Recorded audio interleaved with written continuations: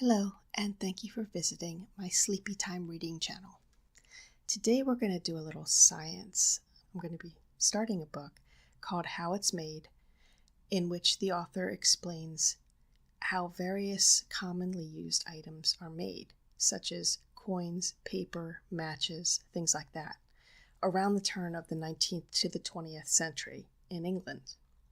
Now, I was going to read a book, and I mentioned in another video that I was going to read a book called How It Works, and I'd love to read this, but as I was working on reading it, I realized that it depends really heavily on describing diagrams, which obviously you can't see if I'm reading to you. And as I was reading it, it was very hard to translate into phrases and sentences that didn't include, as you see in diagram X, see part A, see this, see that would refer to the illustrations. And I decided to give up on that book and try this book instead. This book also has diagrams, but the telling of the story doesn't depend quite so heavily on them. So I hope you enjoy it. As always, feel free to give me feedback in the comments or by hitting the like or dislike buttons to let me know which of the topics you like the best. And this is one of the books that I'll be cycling around to and returning to subsequent chapters as I go along with my channel. So here we go with Chapter 1 of How It's Made. How it is made, describing in simple language how various machines and many articles in common use are manufactured from the raw materials, by Archibald Williams. First published October 1907. Preface. In a primitive society, every person of sufficient age is primarily a worker with his or her hands. As a nation develops, not only do headwork and handwork become more and more distinct, but occupations of all kinds tend to run in narrower grooves. Competition now forces us to pay great respect to the proverb, "Let the shoemaker stick to his last." And it has come about that the majority of even well-educated people in industrial countries are largely ignorant of the processes by which articles in common use are manufactured. It must be admitted, nevertheless, that this ignorance results from circumstances rather than from choice, for in any exhibition where something is being made, visitors cluster round to watch the creation even of an article which may not be at all interesting in itself. The visitor's book of any large factory that opens its doors to the public, and is within easy reach of large centers of population, reveals the same desire for information. I have therefore been encouraged to make a tour of inspection among our industrial centers, and to record in these pages what I learnt from personal observation. As it was obviously impossible to give even short descriptions of all manufacturing industries in the space at my disposal, I've been obliged to select a convenient number of manufactures for treatment. Some, such as iron, steel, and cotton, could hardly, on account of their prime importance, have been omitted. Others, again, have been chosen because the thing manufactured is of interest to the general public. I cannot hope that my choice will pass unchallenged, for in a matter of this sort any one person's choice is influenced by his or her individual preferences. But I venture to think that a sufficiently wide field has been covered to give the reader a good idea of the nation's workshops. Want of space has compelled me to limit my descriptions to a plain statement of what I saw, and to omit anything beyond the briefest reference to the history of an industry. Wherever it seemed advisable, the accounts written were submitted to experts, who in all cases kindly revised them with great care. I owe a debt of gratitude to them and to the many firms who allowed me to visit their premises, and showed personal interest in the success of my industrial explorations. Chapter 1. Money-Making. The Royal Mint, gold and silver bars, the melting houses, the rolling room, cutting the blanks, marking, annealing, the coining presses, weighing the coins, a very delicate automatic machine, counting by machinery, metals, making a die, a popular fallacy. Things are manufactured to be bought and sold. Buying and selling imply in most cases the transference of coin from one person's pocket to that of another. So, after thinking over for some time the question of priority of subject, I have decided to open this book with a chapter on the making of the coin of the realm as conducted at the Royal Mint, a large building situated a few hundred yards to the northeast of the famous Tower of London, which itself was the seat of coinage until the erection of the present mint in the year 1811. The Royal Mint is not at all imposing as seen from the street, just a long block of offices on the farther side of an open courtyard. One would never suspect that from some workshops at the rear of this block proceed most of the gold and silver coins issued in the British Empire, and all the medals issued to the Navy, Army, and Royal Societies. It is a unique factory, as far as the Empire is concerned, since it has the sole right of manufacturing a certain class of article. Clever gentlemen who set up rival factories in secret places, and happen to be caught at work, are lodged for a long period at the country's expense under conditions in which money is of very little use to them. Behind the office block is a quadrangle surrounded by low buildings. Entering a door on the left, the visitor finds himself in a room where ingots of gold, silver, and copper are weighed very carefully before being handed over to the workmen. Great exactness is characteristic of all business at the mint. A certain weight of metal is given out, and it must return to the office in the shape of a certain number of coins. If a single coin be missing, it is hunted for till found. Even the dust in the workrooms is collected and put in the melting pot to recover all the minute particles of metal it contains. And as we shall see, exactitude within very narrow limits in the dimensions and weight of the coins themselves is enforced. Gold comes to the mint as ingots of 400 ounces. Silver in 100-pound blocks. All gold coins are made of an alloy containing 22 parts of gold to 2 of copper. Silver coins in an alloy of 37 parts of silver to 3 of copper. And for bronze coins, a mixture of copper, tin, and zinc is used. Bronze discs for the same, being occasionally manufactured in Birmingham. On rare occasions, bronze has been coined by outside firms. Specimens can be recognized by the letter H which appears on the reverse side below the date. But as it is the stamping that converts metal into coin, the mint may be considered responsible for all 3 coinages. On either side of the office is a melting room, one for silver, the other for gold. In the first, a couple of men are extracting, by means of an electric crane, a large plumbago, blacklead melting pot, from a hole in the top of a furnace. It contains about 310 pounds of molten silver. The crane brings the pot over a rack of molds, which consists of a number of iron bars clipped together by a screw press so that their edges make a tight joint. The pot is tipped up, and the molds are filled in succession, and after a few minutes the fiery liquid has cooled into shining silver bars, which are easily separated from the molds when the screw has been released. In the gold kitchen there are 8 furnaces, to heat as many crucibles, each containing about 5,000 pounds worth of the precious metal. Today is a busy one here, and the material for some 250,000 sovereigns is under treatment. The men stir the alloy very carefully to distribute the copper quite evenly among the gold. As the bars are taken from the molds, a bit is cut from the first and the last bar of each potful for testing purposes. If the 2 samples have not the correct proportions of gold and copper, the bars are melted down again. The rough edges are removed by a rapidly revolving cutter, and the bars are weighed and wheeled into the rolling room, where we will follow them. Here the bars, 1/2 inch thick, are passed through several pairs of great steel rollers. In the first machine a bar is thinned by stages of 1/100th of an inch. Then it goes through the other machines, which squeeze it into a ribbon or fillet about 1½ inches wide and 1/20th of an inch thick. The thickness is tested by a delicate gauge. It must be correct to within 1/20,000th of an inch, otherwise the coins stamped from the fillet would be too heavy or too light. It is sometimes necessary to pull the fillets between 2 immovable steel cylinders to give them an even and due thickness. The machine used for this purpose is called a drawbench.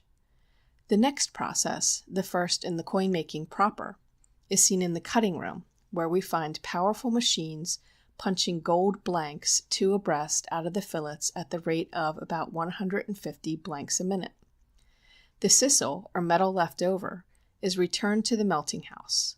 The blanks have now to be marked, that is, have their edges thickened to protect the device which will presently be impressed on the two sides. They are therefore passed rapidly between the face of a revolving grooved wheel and a fixed grooved block, the distance between which is rather less than the diameter of the blank. Before a design can be impressed on a blank, it must be annealed or softened by heating. The gold blanks are placed in boxes of powdered charcoal, which travel very slowly through a furnace on an endless chain. The transit takes about 3 hours. After immersion in a bath of dilute sulfuric acid, they are cleaned by being rolled in beechwood sawdust and passed on to the coining presses. The coining press room is by far the noisiest place in the mint. One cannot wonder at this, considering that 20 presses are each stamping the king's portrait on 90 blanks a minute, and that each blank receives a 30-ton blow. There are 2 dies in each machine, one fixed in the bed, the other in a socket at the end of a lever immediately above. Between the 2 dies is another lever carrying a collar, the inside of which is serrated or milled in the case of gold coins, and all silver coins except the crown and 3-penny bit. An automatic arm pushes a blank onto the lower die. The collar descends encircling it. Then down comes the upper die with tremendous force, squeezing the surfaces of the blank into its own design and that of the lower die, and forcing the edge sideways into the fluting of the collar. The next moment it rises, followed by the collar, leaving the now coin to be pushed down a chute by the succeeding blank. In one day a machine can impress about 40,000 blanks. The weighing room. The coins are now finished, but before being issued to the public they must undergo 2 tests, 1 for weight, 2 for soundness. Weighing is done in one of a number of very delicate automatic balances enclosed in glass cases, which are the most interesting machines in the mint. We must digress here a little to say that the standard weight of a sovereign is 123.27447 grains, and that no sovereign is put into circulation which is 0.17 grains heavier or lighter than this standard. The weighing machines are rather complicated. From one end of a balance beam hangs a stirrup, containing a counterpoise of the standard weight.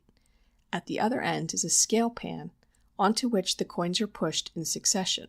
This pan is connected by a rod to an arm that is sharply pointed at the free extremity. Close to the pan is a funnel, which swings on a pivot and has on the inner side a projection with 3 notched steps in it. An eccentric cam, revolved by an electric motor, pushes the funnel outwards at every revolution. Below the funnel are 3 slots, H for heavy coins, R for coins of the right weight, and L for light coins. A sovereign is shoved onto the scale pan by the one behind.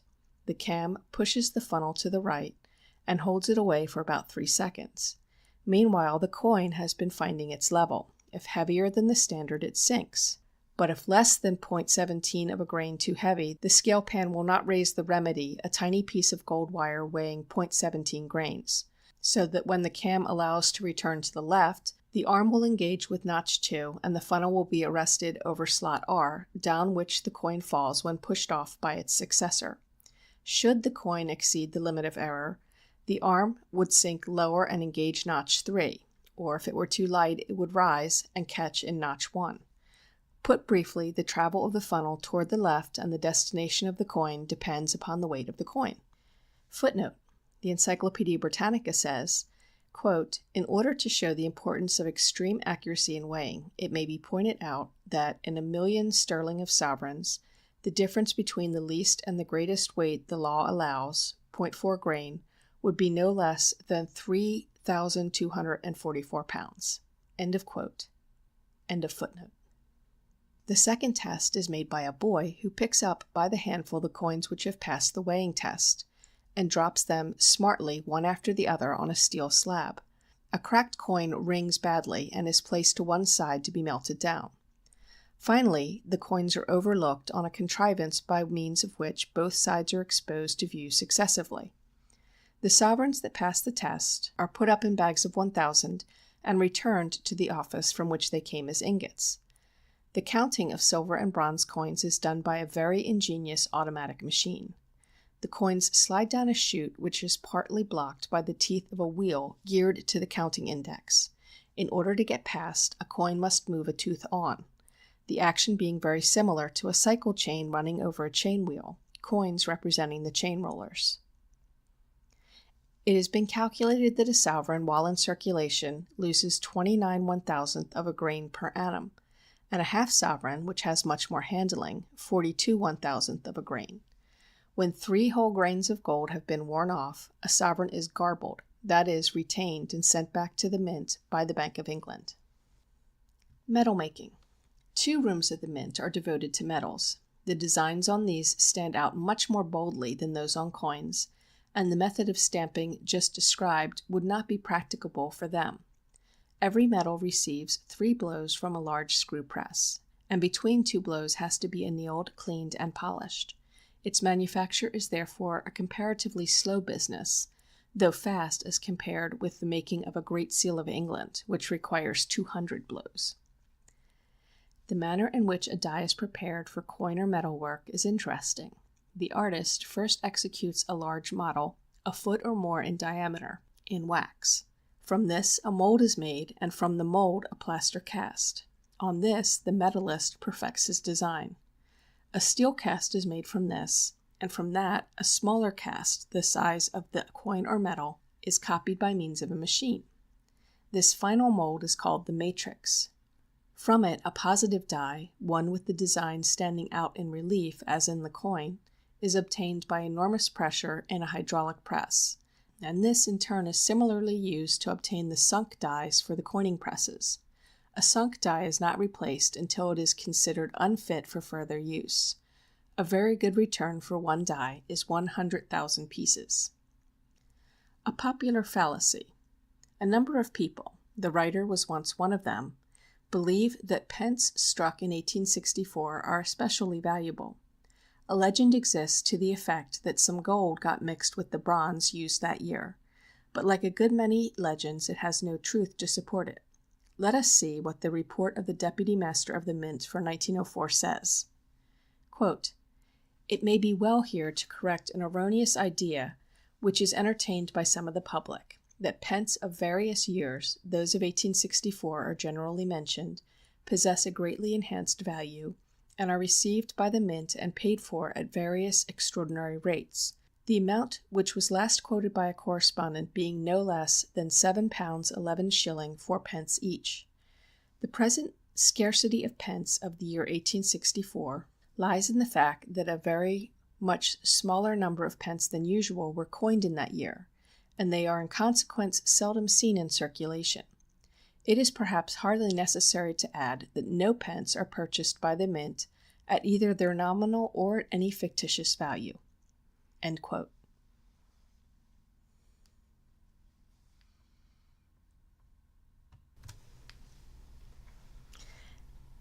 And that's the end of this first chapter of How It Is Made, which covered the making of money. I thought that last bit was really interesting, where he talks about the rumor or legend that a particular coin is worth more and that the bank or the mint is trying to buy it up so that they'll pay extra amounts of money for it because of some kind of quirk in the way it was manufactured.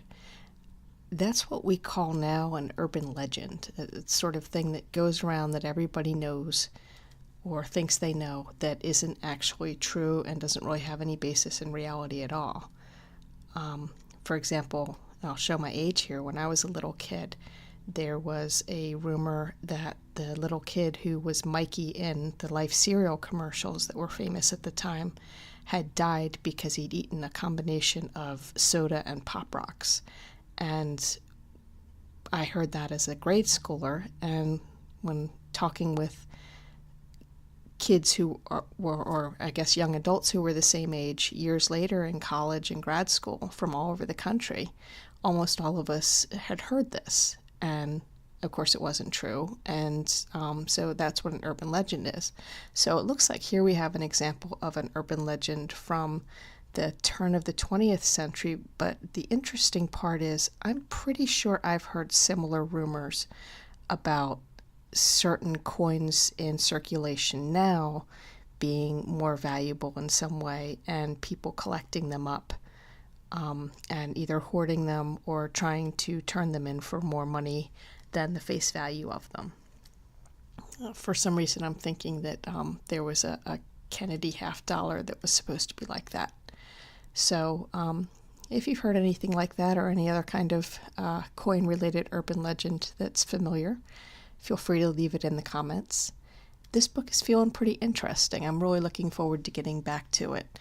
The next chapter is going to go into how paper is made, and I'll be returning to that in about a week or so. So thanks for joining me, and I hope you'll come back for more Sleepy Time reading. Bye.